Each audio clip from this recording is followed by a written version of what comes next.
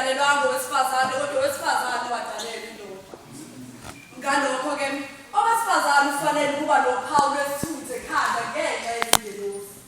Imvelo uqobo layo ifundisile ukuthi uma ngabe indoda inezinwele ezinde kuyihlazo kuyo, nokuthi owesifazane enezinwele ezinde uludumo kuye na ngokuba uphiwe izinwele zibe yisimbozo. Ngiyanibonga ukuba nikhumbule ezintweni zonke libambelele esifundisweni njengoba kanika zona ikhekha-ke. Ngithanda ukuba nazi ukuthi inhlobo yawo onke amadoda inguKristu, nenhlobo yowesifazane iyindoda, nenhlobo kaKristu inguNkulunkulu. Ngihumusha njengoba lilotshiwe encwadini, ngingajobeleli ingaphongozi ngalutho. Kwabasekhwelini yokuqala isahluko se-14 ingwadla yendaba leli impicabadala uqobo lwayo ukuthi akazizwe nomibona kusho ukuthi ayikho. Abayokuzibheka izinwele zabo bangaziphuculi isilevu sabo emaceleni, bangazigabi emzimbeni. Uma ngabe indoda ilala nowesilisa njenganowesifazane, bobabili benzile isinengiso bobulawa nokubulawa igazi labothelwe phezu kwabo. Kulezo 20 sakushadaza. Ngisaba imvelo esihlomela ngamaqaphela afudalayo. Qaphela kodwa ube ungazibeli amanzi emisele. Ngoba laba bantu abazwani neqiniso kepha balangazelela ukuthola ukuthi inyama iphefumula yabilisa endala. Ngeke konke lokho besixolishelela okubakhulu inhliziyo. Ayishiyele kodwa ngisemba ukuthi ngemilanga ngikwazi ukuvana ilimele iqiniso. Ebesethi umntana lokho kuseleleke sengovusa ngakho abaleni.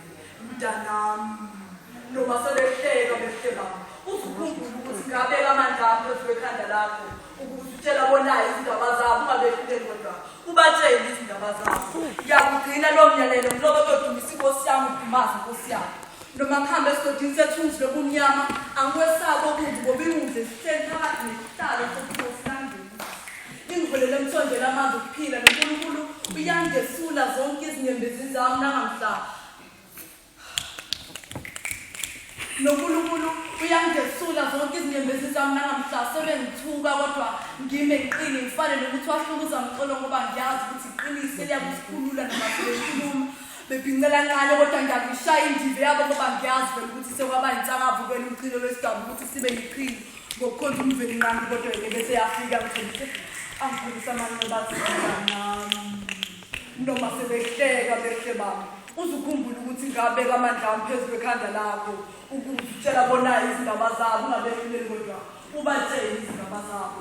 Izifunda makhwela zisikhwele emakhanda zisijivaza zisifinqa zisibuza ukuthi kakade nimkhonza kanjani umuntu engingakaze nimbone na. Wayengulizwe lolizwi wakhe nanawo lomfanekiso wakhe bese waphefumula ngenyama yakhe waphefumula ngomoya wakhe.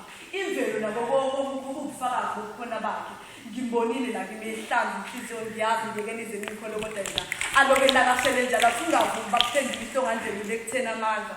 Uhlele ukhumbula ukuthi ngabeka amandla phezu kwekhanda lakho ukuthi utshela bonayo izindaba zabo ungabehluleli kodwa ubatshele izindaba zabo.